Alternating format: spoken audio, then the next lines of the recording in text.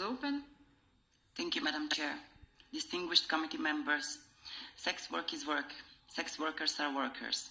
They take care of their body, their life, and their rights. They are men, women, gay, straight, and transgendered. On behalf of the sex work community, I want to share some information to the committee. These cases highlight that sex workers cannot utilize the laws and legal remedies available against discrimination in the rare cases when they choose to pursue court cases. Most sex workers are discouraged to use formal to informal mechanisms for protection of their rights.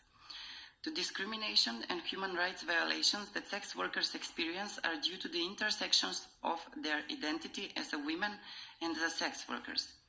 The state fails to tackle these forms of discrimination, disadvantaging the groups of women and sex workers. In the absence of functional health care, social and legal systems, sex workers mostly trust the NGOs, which are the major provider of legal aid and other services to sex workers.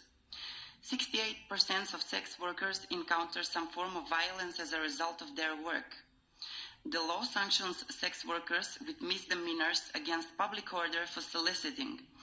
The criminal code bans prostitution, mediation, and sanctions their earnings from allowing third party to use sex services not regarding that both sides agree.